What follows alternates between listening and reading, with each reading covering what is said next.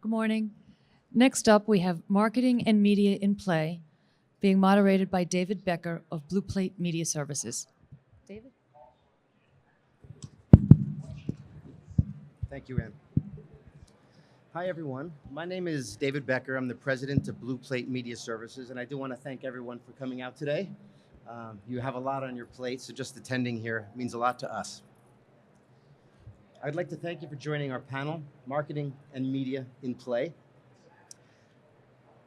I believe there's a lot of misinformation, and hopefully our panel today will shed some light on what's hot, what's not, and why.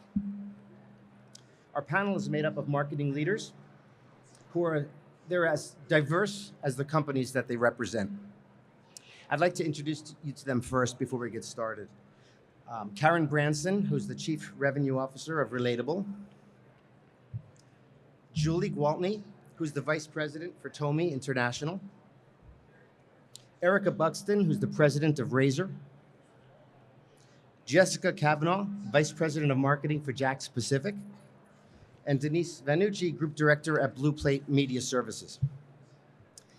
Each of our panelists are smart, successful marketers with different interpretations and proven tactics. Each has her own perspective as their companies lean in different directions. And I thought it would be interesting to have this panel because they have such different perspectives. Today is not about conforming. Marketing today is about finding our own space, to see what works for our own brand, and then inviting consumers in. Today is about sharing our thinking and talking out loud, and that's what today's panel is all about.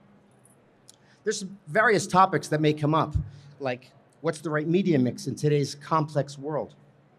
What challenges are you facing as a toy or a game marketer? What's the role of paid social versus earned?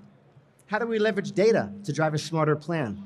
There are so many questions that are kind of, that rise to the top. And today's panel is going to hopefully shed some light. So we have a lot to talk about. So why don't we just get started? Julie, you're the Vice President of TOMY International. It's a leading toy company with product lines that span across a number of different product categories. So how do you approach building your media plans when you're influenced by retailer pressures, cross categories, challenging media and marketing budgets, and multiple target demos? Well, David, it's challenging, to say the least. We're in a fortunate position of having a broad array of products, ranging from juvenile products, so things like breast pumps, tubs, potties, all the way up to preschool toys, and then all the way up to adult collectibles. So we have to make some very important decisions as we're looking at our marketing spend. Unfortunately, we don't have a giant bucket of endless money, so we do have to prioritize. And we tend to focus on a couple of different ways of doing that. One would be focusing on the new in particular. So if we are launching a product, we definitely have to give that prioritization. But we also take a look at where our placement is. So, where do we support our retailers? How can we support our retailers? And then we have to make some tough calls because, again, we don't have endless spend. None of us do, unfortunately. So making sure that we place our bets on the things where, we're going to drive consumers to help our retailer partners, but also, getting that awareness out for those new launches where, we may not have retailer placement, to be honest. It may be something we're trying to build from scratch. So where do we find the consumer? How do we meet the consumer where they are? And then making some tough choices. At the end of the day, we have to do that sometimes. Thank you. Jessica, I have a question for you. So you work at JAKKS Pacific, a leading toy company globally. And I think one thing that differentiates you from maybe some of the other panelists is that you lean so heavily into licensing. So I imagine that you have a different point of view on how to market licensed products. So how does your media and content strategy differ when you're working on licensed brands versus non-licensed brands or your own IP? And what's your strategy when you're representing a brand that's being lifted by a license or even maybe by a movie? So one would think my job's easy when Sonic 3 comes out, Moana 2, and does amazing in the box office. Our product moves very easily, all that stuff, and you would think my job's easy. However, I do want to give props to our product development team, because if they didn't create the right product that really kind of connected with what's happening in the movie, I don't know if, we would be that successful.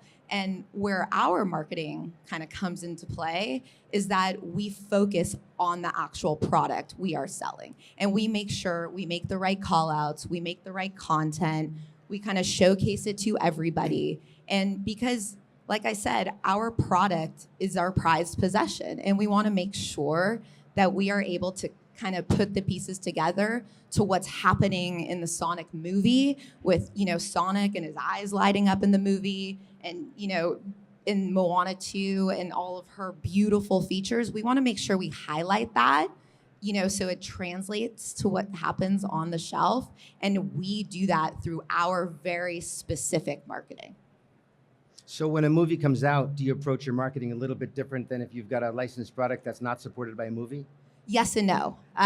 But we kind of check off all the boxes to make sure that, we're running TV, we're running, digital, paid social, influencer, all that stuff. One additional, thing that we have focused on to where we want to highlight JAKKS, and JAKKS as a company, is we've actually kind of stepped outside the boxes with our events and kind of utilizing that big event to kind of bring in that content that revolves around our product. We bring in influencers, we, buy out movie theaters. We've really kind of stepped up our game with our, our PR influencer event marketing, our event-based marketing.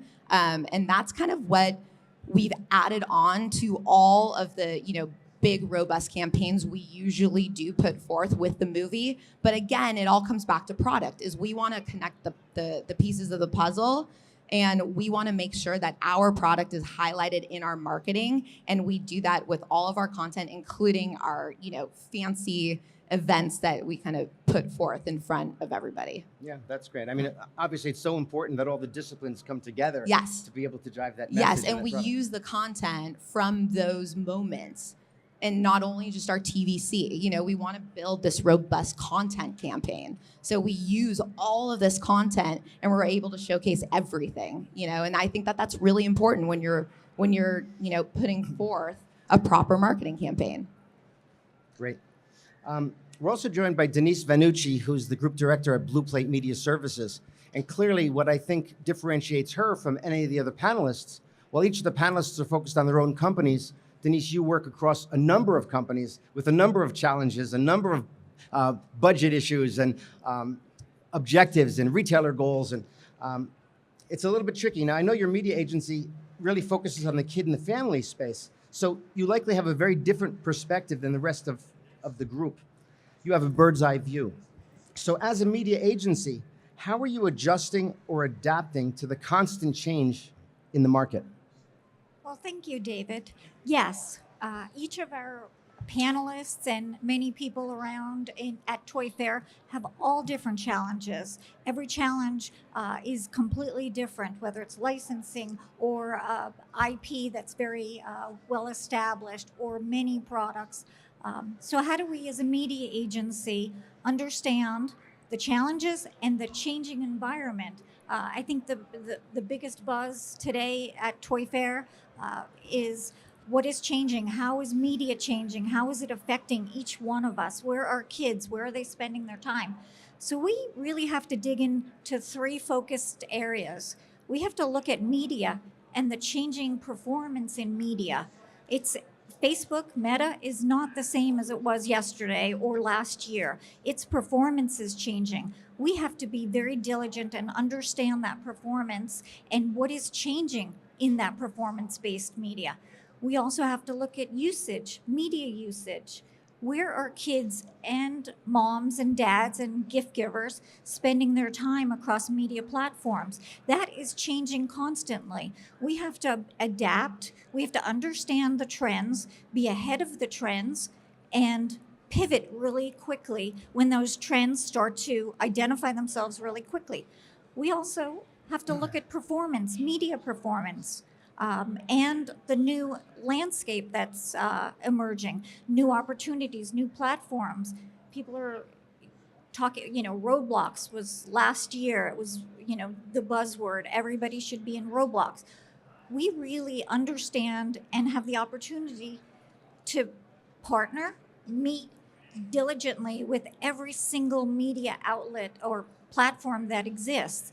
We have meetings with Roblox. We have meetings with Paramount and Disney Plus and Hulu, all of the CTV partners. We're gathering that information along with understanding research and how are we getting that research? What research are we tapping into to understand all of the platforms and media usage across these platforms, and then putting forth media plans that address the licensed products, the varied demos across whether it's kids 2 to 5, 3 to 6, 6 to 11. All of those different audiences do have a different media usage, and we have to really understand and talk to that audience. Thank you. Erica. Erica, at Razor, everyone is familiar with Razor, which is not just a brand, but it's an iconic brand. That's a lot to live up to. Your portfolio of products leans into outdoor, which again is a little bit different than the rest of the panelists. So I think you have a different perspective on how you approach an outdoor product versus maybe a product that's not really focused on outdoor play. So I'd like to ask you, it's actually a couple of parts to the question, but what are your challenges in driving an outdoor product in a world where people are intensely focused or distracted by their devices and their phones? Does that come into play? And then how do you reach them? How do you engage this particular audience? And how do you drive them to perhaps trial, because you've got ride-ons and so forth? How do you drive them to the aisle to buy your product? And is there an approach that you take to drive the category that might be different than how other brands are pushing and supporting their products? Yeah, it's a great question. And I think I'm going to go back to something Jessica said too, is like it starts with the product. So I always say Razor sells fun in a box. And if it's not fun, it's not going to sell. So the first thing we really focus on is making sure the product's fun. And then something that we've really leaned into in the last year is the grandparent audience. So one group of people that we know want to see their grandkids outside having fun is grandparents. We actually launched a product on QVC, which if you would have told me that, I started my career at Mattel, that I was going to launch a product on QVC, I would not have believed you. But we sold out. And then we took that, and as we were developing our media campaign and our TV spots, we really realized that leaning into where grandparents were viewing media was going to be a key of our component. We started looking at the reviews. We could see that it was, I bought this for my grandkid. I bought this for my grandkid. And so it was an audience that we said, hey, there's really something here. And we just really went all in on that. So we did, obviously add kid advertising and stuff around it, but it was something that every conversation we were having around the marketing campaign was how do we leverage grandparents? And then within the marketing, how do we really call out, this is to get kids off screens and get them outside and get them playing. And so kind of how do we use that to our advantage is that this is what we do. The product's fun. Your grandkids are going to love it. But yeah, we sold out twice on QVC, but on multiple times. And then we sold out at pretty much every retailer at Christmas for our top item, really focusing on that grandparent audience. So it was a different approach than what we've taken in the past. Yeah, that's interesting. I have some follow-up questions for you, but I'll go through the panel and then we'll come back to you. Karen, you're up. You work for a gaming company, Relatable. Everyone knows what do you mean. And that has positioned and established itself as the market leader in adult party games. So your demo is arguably young adults, not necessarily kids like a lot of us are reaching and engaging with. So you clearly have a different perspective on this genre of game. And I'd like to ask you, what has worked for you to secure this envious position in the category? And what are you doing to continue on this growth trajectory? It's hard to stay number one. Thank you. It is. And I apologize. My voice is a little, I'm getting over a raspy throat. So just deal with it, guys. No.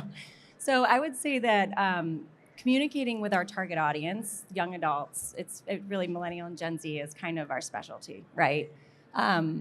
Social media is so powerful, and building out that platform has been key. So I don't know how many of you are familiar with What Do You Mean? Show fans? Do you guys know? Yeah.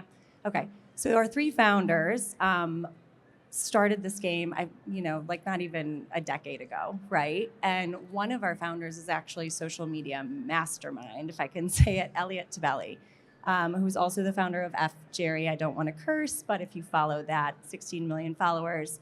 So we really I think, cut our teeth, is that the right saying, in this social media world. And together, the three of them overnight created a phenom with What Do You Meme? They brought memes to a game and paved the way for this adult party category. And the rest is kind of history. We've been able to leverage that social media presence and that humor in all of the games that we create and interact with our audience on a daily basis through TikTok and Instagram, Facebook even.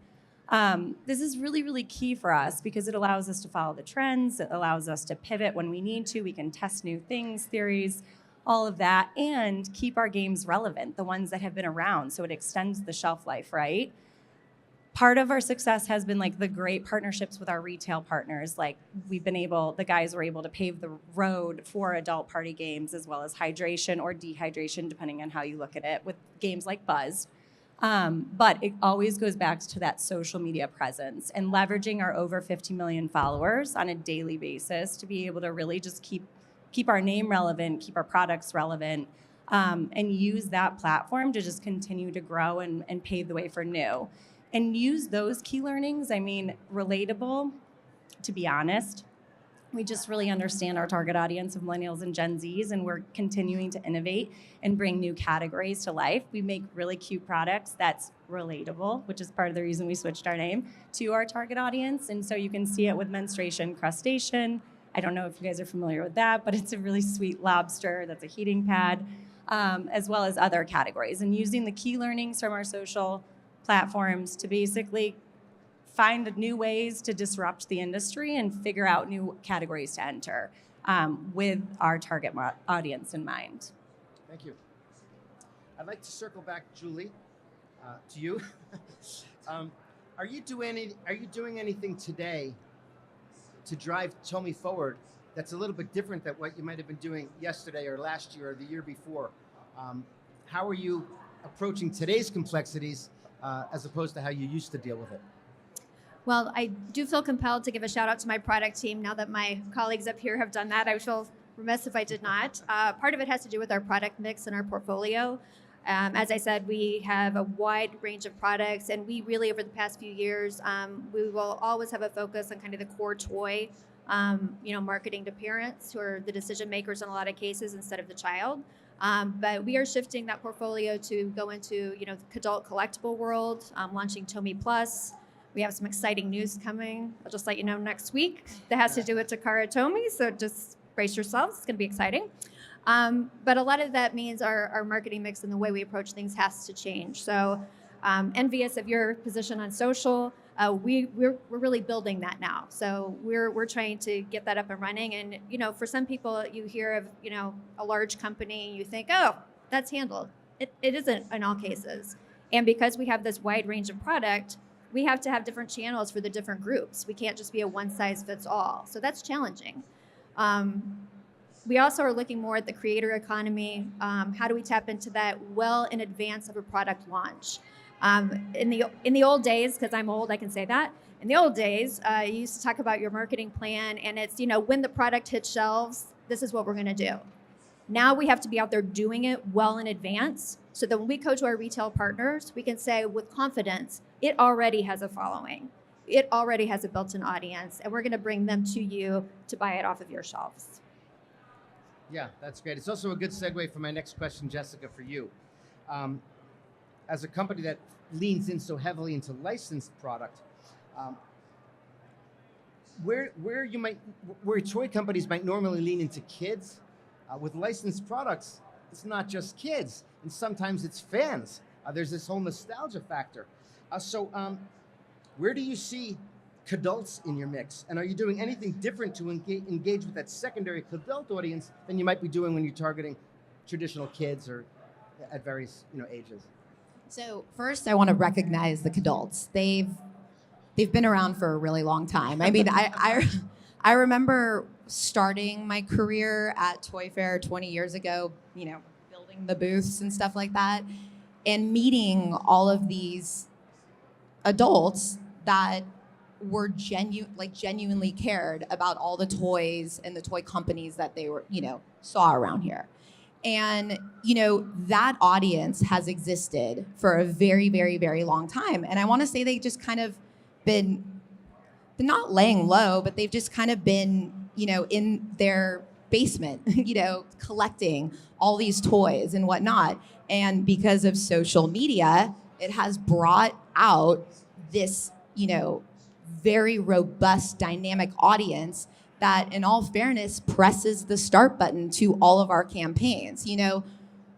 We typically start a marketing campaign, in July, because that's when new product gets to shelf, but you don't see a lot of sales in July. However, that has changed. I want to say within the last year or two, where the adults are purchasing the product. We are seeing bumps in July, and they're literally pressing the start buttons to our campaigns.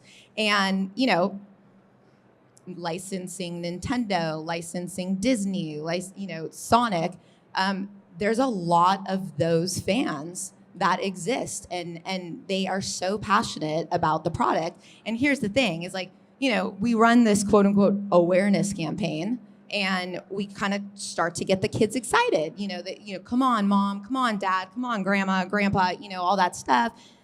The whole idea of the kidults completely eliminates the nag factor. They are grown people with credit cards, and they could purchase everything themselves. So it's really honestly helped our marketing campaigns. It's helped kind of execute them, and it really, like I keep saying, it is the start button to all of the campaigns, and then everybody kind of follows them, and they're our biggest fans. Yeah, that's great. Yeah.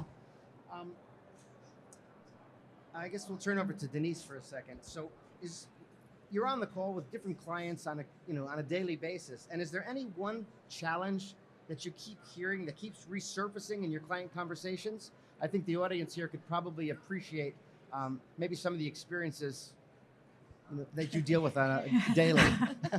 Sure. I'm No not names. going to say any names. So we heard Karen. She's millennials, Gen Z, her target audience. Julie has a wide array of target audiences. Erica is talked about the grandparents. We like to call them gift givers. It's just a nicer gift givers. They're all the grandparents, the aunts, the uncles that purchase for their family.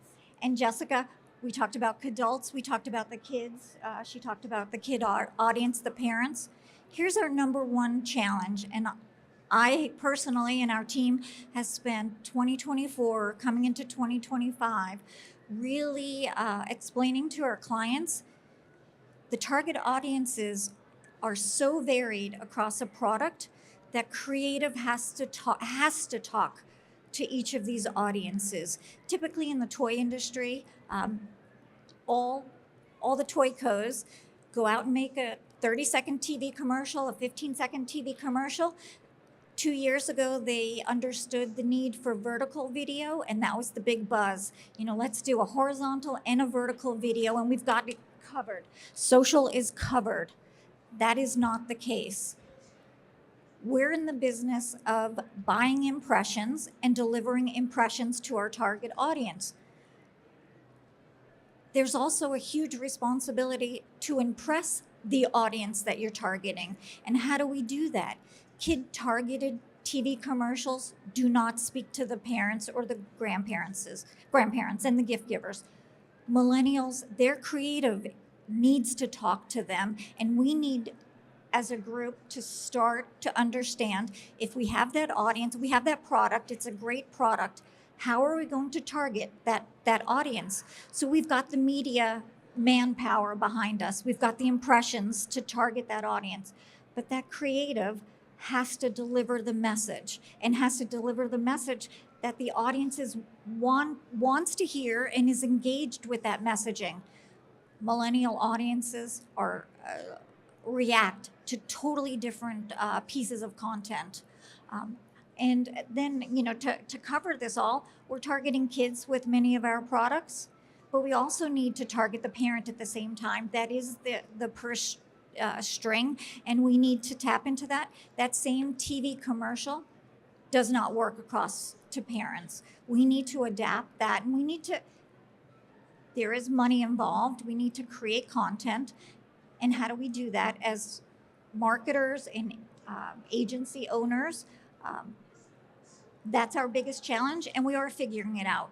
The creator content industry is an industry unto itself. It's booming. We need to tap into that. We need to get creative content that will engage with each of our audiences. And sometimes, many times, it's the same product, but we need to speak differently to our target audience. The product, the targeting, and the creative, that's the magic in media. Thank you, Denise. So we're going to circle back to Erica for a second. So Erica, I was going to ask you, for outdoor play, are you focused on kids or are you leaning into a secondary audience? But you kind of answered that before, that you are leaning into caregivers and grandparents and how important that is for you. So I'll switch my question a little bit. Historically, in outdoor play, from my experience, it's kind of a May-June flight period. Come July 4th, your campaign is over because stores might be taking markdowns and blah, blah, blah. So it's like a May-June. So my question to you is, do you lean into warmer weather markets? Are you following the season? Are you going outside of that traditional May-June? What are you doing in terms of flighting your messaging? Yeah, it's a great question. And I will say our business is weather dependent, which is really interesting. So when years that it's, stays colder longer or lots of snow or lots of rain, we definitely see how that impacts our sales.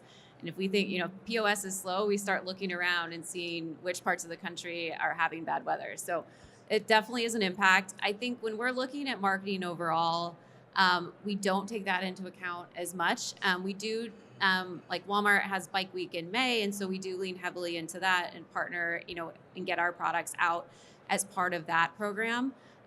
We are still heavily seasonal. Most of our sales still do take place in Q4. And then my biggest challenge is making sure those products, don't sit in the garage for months and months and months before a kid actually gets on it and rides it because it's, snowing and everything else. So it's an interesting dynamic when most of your products are used outside and a lot of them are sold at Christmas, and how you get people thinking about that when there's, 2 feet of snow outside in the yard. So again, to your point, it is kind of getting that messaging out as you're leading up to spring and summer. But then continuing that marketing campaign right up until Christmas to keep it top of mind. Thank you. We have about 12 minutes left, so I have one last question, Karen, that I'll throw at you, and then if we have a few minutes, then Ann can pass the microphone around to ask a few questions. So Karen, I would like to ask you, what is the one key takeaway that can help youth marketers in the audience succeed in today's complex marketplace? And how do you fight for consumers' attention when they're so distracted? What do you do? No, it's a good point. I'm going to build on Denise's answer to her previous question, because I think that in today's market, it's so fragmented, right? Like how you consume media, where you are shopping, what you're doing is all over the place. You pick up your phone, you have a million different options. So the one key is to understand your target audience. I think above all else, understanding who they are, where they're shopping, where they're consuming media, how to get them to convert is key. I have the glorious opportunity of being over both sales and marketing. So I'm literally testing marketing and then seeing it directly in POS, right? Either up or down, and we pivot and can make decisions accordingly. But the key thing that I continuously tell my team is just like, we need to know each and every game is really its own brand, right? Each category is its own thing. The target audience could vary vastly, or it could span from Gen Alpha all the way up to millennials. And it's creating that authentic content that's really going to connect with them on the platforms that they are consuming. And as a marketer, you are here to drive impressions for sure. You want to get your brand out there. But at the end of the day, we're selling a product and we need to convert. We have to convert to a sale. So that's what I continuously remind my team about, is that we do need to focus on the conversion. So what we're constantly doing is testing, failing fast or succeeding, and then pivoting as needed. And I think that that's really, really key. And a lot of people, I've been at big companies and small companies, And a lot of people are afraid to take chances, but I think it's really, really key as you're finding your way in your brand, like staying true to the brand, staying true to the target audience, making sure your content, whether it's UGC or if it's a highly produced commercial, just understanding how they're gonna take that and then how do you get that out, cast the widest net, and amplify it to drive conversion. So it's a lot, but it all goes back to the target audience for the brand and staying true to the brand and the message that you're trying to convey. Thank you, Karen. We certainly have, there's so many questions. We could spend probably the next hour or two just talking, but we don't have that time. So first of all, I would like to thank the panelists today for joining us. Thank you so much. I would also like to thank the Toy Association, who is so gracious in inviting us here. And I'd also like to invite the audience. I know you've got a busy day, so thank you for coming out here and listening to us. That means a lot. We do have about 9 minutes left, so Anne, if you don't mind, please pass the mic around, and you can ask a question to the panelists, and then following this presentation, we will be answering some questions over at the high top tables over there.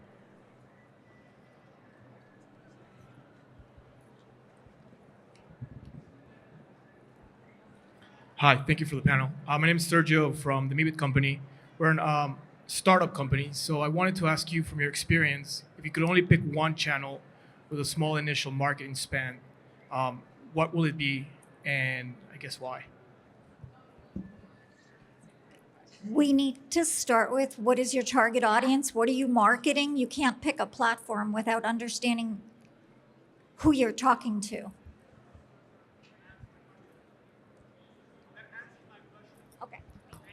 And also, if you're retail shelves or if you're trying to do DTC, because that'll vary too. TikTok can be very powerful.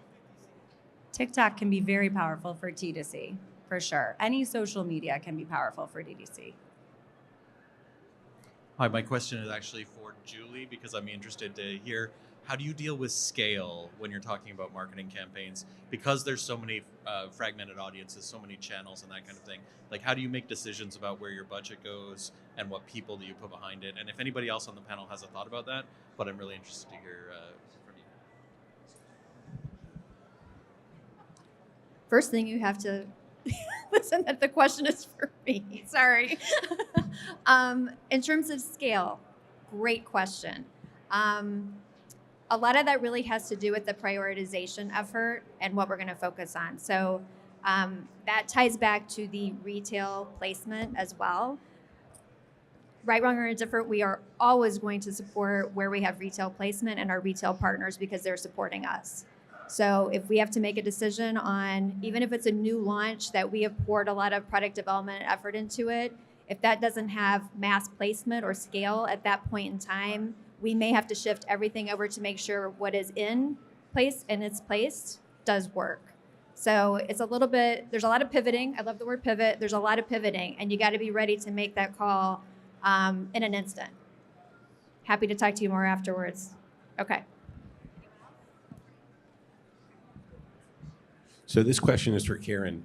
When it comes to the card games, manufacturing, do you mainly work out of China? And how do you factor in inventory quantities, estimates, and then from a direct-to-consumer standpoint versus retail? How do you balance that? That's a good question. Manufacturing is not under me, but it is mostly, we are diversifying and looking with all the tariff stuff going on. So right now we do produce in China as well as Vietnam. And we have more than Relatable also is getting into plastics, family category, and a lot of other things. So it gives us a good opportunity to kind of span out and look to diversify. The second part of that question, between retail and D2C, right? How do you find the split? So it's interesting. We have really strong relationships with our retailers. And over the last 5 to 8 years, we've built those out. And it's really important to drive consumers to their shelves to purchase the product. Using all of the levers that you can pull through, not just your own brand marketing, but also their specific marketing that they have. So whether it's Amazon's PPC, Walmart Connect, Target Roundel, knowing how to drive their target guest or consumer to their shelves is really, really important. The D2C piece is interesting because I don't know how many folks understand or know this about Relatable, but we acquired the IP of Hunt to Killer last year. in 2024, which was historically all direct to consumer. So taking those key learnings and figuring out how we can leverage them and also utilize some of those key learnings to drive retail sales is key for kind of a strategy that we're looking at right now. But I think both are really powerful. It depends on your target audience, obviously, and where they're consuming it. But like D2C is tough, but there are brands out there that can make a killing off of it. And retail is very, very important. I mean, all of us have brands that have great retail partnerships, and that's really powerful too. So some brands can do both. We're trying to navigate it, but for our card game business, most of it is going to come from our retail partnerships.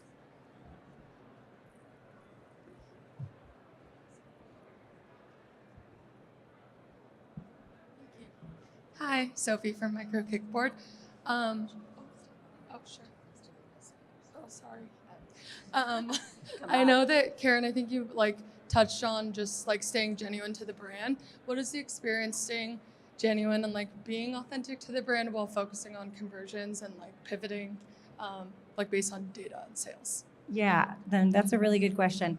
I have an awesome performance marketing team. They're not here right now, but they have been able to kind of just really understand each game and how to communicate, what the humor is in it. UGC is key for us, right? If you guys follow us on social, you'll see everything's very authentic. We're trying to provide those funny moments that are the people that love our brand are looking for. So when I say true to your brand, how I market at Relatable is totally different than how I marketed at IMC Toys, which was a doll brand. And we are creating really lovable commercials there, right? That went after mom and girls between 3 and 6 years old. And they're very different, but you have to really hone in on what the message is and who's going to be the purchaser, what's the purchase intent. For Relatable, it's not selling our product. We just want to show you how fun everything is, right? So I think everybody up here has probably a similar perspective on it, but it's really just about the product you're selling and that vibe that I'll say the vibe that you're going for. It's a vibe. Relatable's a vibe.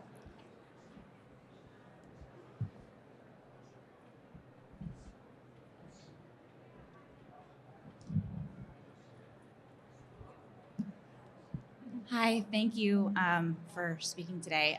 Question about sales and retail. What are the biggest drivers of conversion for you guys outside of your traditional, Walmart Connect and Roundel and all of that?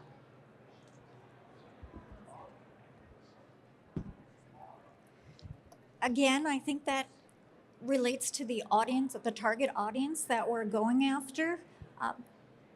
Our job is a media mix. Walmart Connect and Roundel. Raise your hand, Roundel. Shout out to Roundel.